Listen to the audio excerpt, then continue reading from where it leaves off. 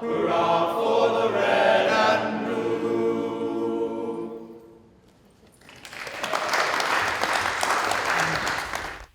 Real pleasure for me to be here today. I don't want to deliver a long set of remarks because I know you're all having so much fun.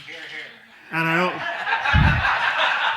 I also know that Olivia is the perfect person to be here to talk with you about aging, which, out there in the world, it tends to be a somewhat gloomy subject.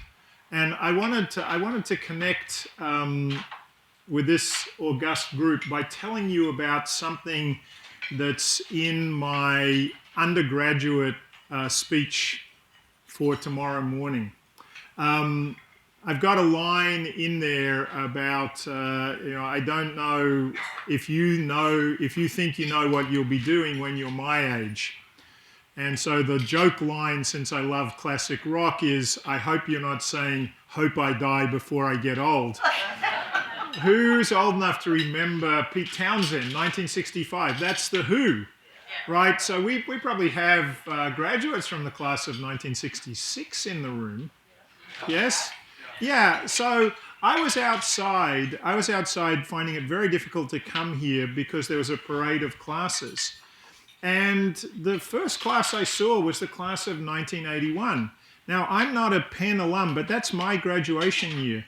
And by God, those people look young and happy to me. And now I come here and I see all of you, and I just think it's a profound irony that Pete Townsend, who's still alive and kicking, wrote "Hope I Die Before I Get Old" in 1965, and I bet he disagrees now with that sentiment.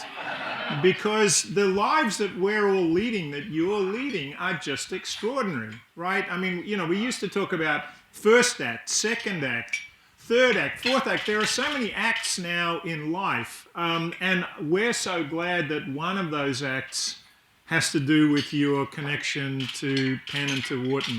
The network is what the school is about. It's everything that you all do makes Wharton what it is.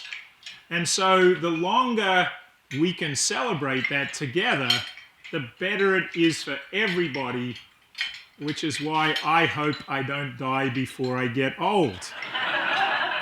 And I want to let you enjoy your lunches now. So thank you so much for being here.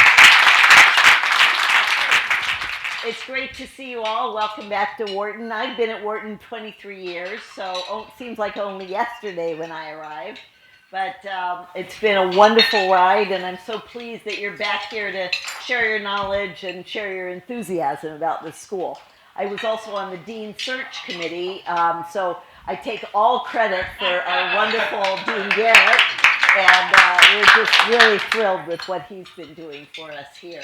So on your chairs, I put a couple of propaganda items. I run a group here at the Wharton School called the Pension Research Council. And we work on everything pertinent to retirement security in the U.S., abroad, especially pensions, Social Security, healthcare. All of those topics are things that are very much on our minds and on the minds of whichever candidate should win the election in the U.S. forthwith.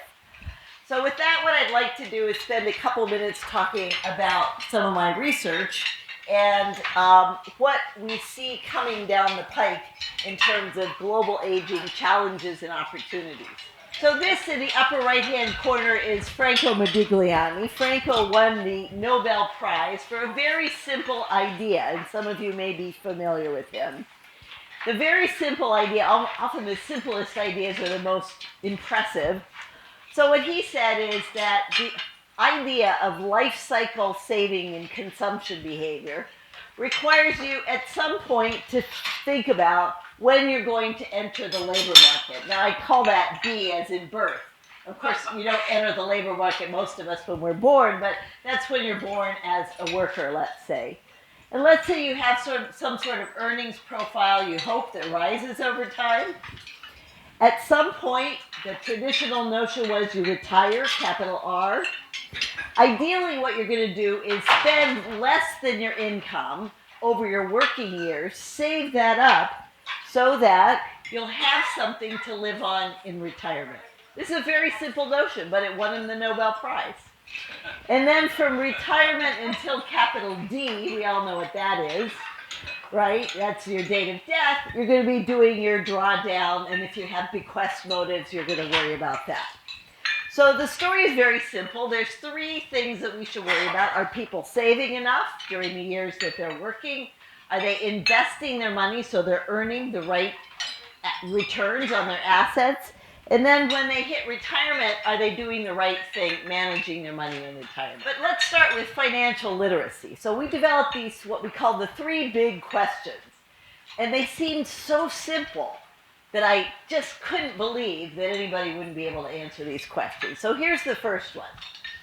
It's called the interest rate question. Let's say you have $100 in a saving account that earns 2% interest a year.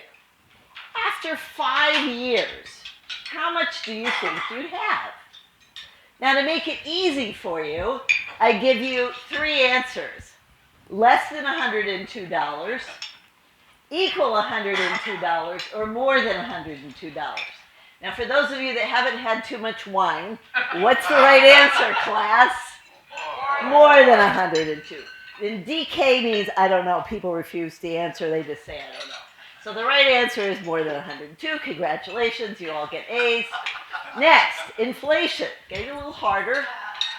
So we say, imagine the interest rate on your savings account was 1% a year, and inflation was 2% a year. After 1 year, with the money in the account, would you be able to buy more than today, equal to today, or less than today? Less. Thank you very much. That's the correct answer. Now we're getting harder. The last question is about risk diversification. It's a harder question, but actually it's an easy question because the answer is either true or false. So you have a 50-50 chance of getting it right. True or false? Buying a single company stock usually provides a safer return than a stock mutual fund. False. All right, you guys really take the cake. Good job. So if you tallied up what fraction of people got all three questions right, excluding Wharton MBAs, right? Only a third got all three questions right, and less than half got the first two right. So what about will governments and employers provide? I know when I started teaching many years ago, there was this notion of a three-legged stool, saving for retirement. There was the government, there was pensions, and there was own saving, private saving.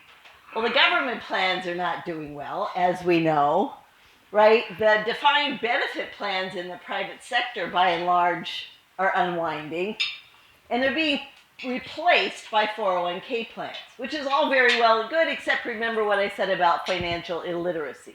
If you give people who are financially illiterate an opportunity to save, they might not do it. And if you tell them they have to invest, they're going to be too afraid. And so it's going to be very problematic. Finally, in the US, as well as around the world, public pensions, Social Security type pensions are very troubled. And so what are we going to do? Financial literacy, I think, is critical. We've got to begin in the home from a very young age, and we've got to start doing it more in the schools. Obviously, for those of you that are involved in pensions, plan design, I think auto-enrollment is a really good idea. It's helped across the country, and other countries are adopting this approach too. That is, everybody's going to be in the pension plan unless they opt out. Auto-enrollment is just the right way to do things. People go in and stay in. Some countries that I've worked in, Chile, Australia, Singapore, they have mandatory enrollment in pension plans. In Chile, it's 10% of your pay. Australia is going up to 12% of your pay. Singapore is more complicated. But you can't leave it to people to decide if they want to save. I think it's much better to put them in and then instruct them on how they should be managing their accounts. Working longer, however, is probably the most important message that we can share with people, especially young people. Just as our dean said, you don't go to education and build up your skills once. You have to keep investing in your skills. So when you get to be 75, 80, 85, 90, you have skills that are marketable. You have things that you can do. You're very productive. But the second, I've talked about saving, I've talked about it. The second, I'm going to talk about investment challenges. And the idea here, and this is what I worry about for my children, is that I think we're going to be living in a much lower expected return world for some time to come. I think we're not going to be earning what we were able to earn over the last 30 years on our investments. I think it's going to be much, much lower. And the impact of that will be we're going to have to save a lot more. We're going to have to make sure we don't pay too high fees and expenses. And we're going to have to protect our pennies against government intervention. So another factor that I'm very worried about is governments grabbing pension assets around the world.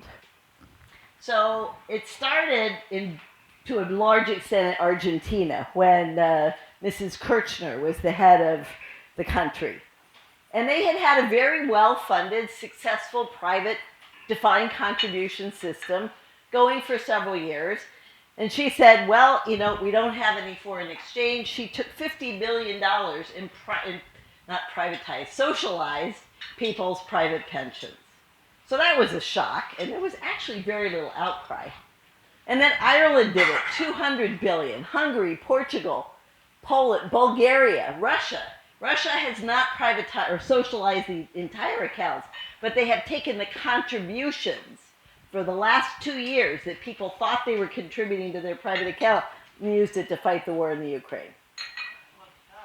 Yeah. So, the concern is, could it happen somewhere else? Could it happen here? So let's talk about the decumulation phase. We've talked about saving. We've talked about investment. What about the payout phase?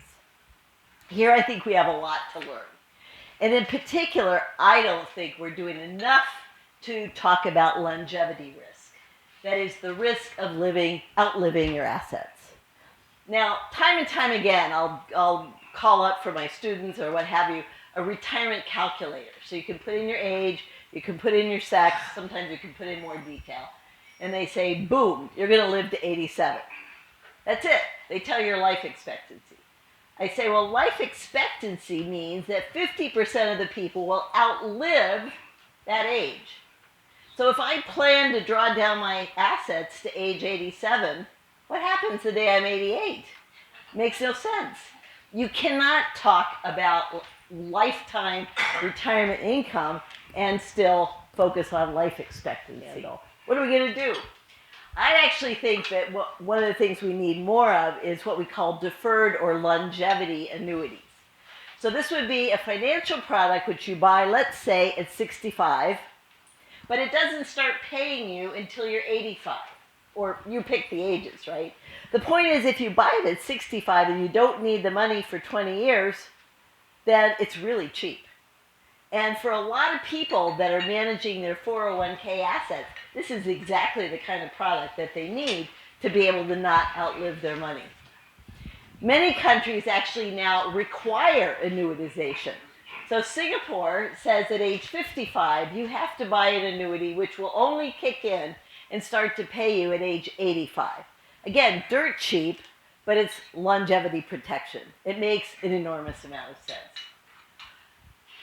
So as Oscar Wilde said, it's better to have a permanent income than to be fascinating. And, especially at 85, 90, 95, and 100, I tend to agree. So I want to allow some time for some questions and comments. What do we need? I think financial literacy is absolutely critical. And so one of the things I gave you in the handout is some of our material on financial literacy. People need help saving and investing. Not everybody can get a Wharton MBA, right? So what do we do with the rest of the population? We need incentives to work longer. We have to quit telling people, hey, at 62 you can get your Social Security. It's just not going to work. It will not meet the needs for the future. We need insurance against outliving our assets. And when we really can't manage the money ourselves, we need to think of new products, new institutions that can help us do it for us early on. So these are some of our books on financial literacy. That's our website. I'd be delighted to take any comments or questions.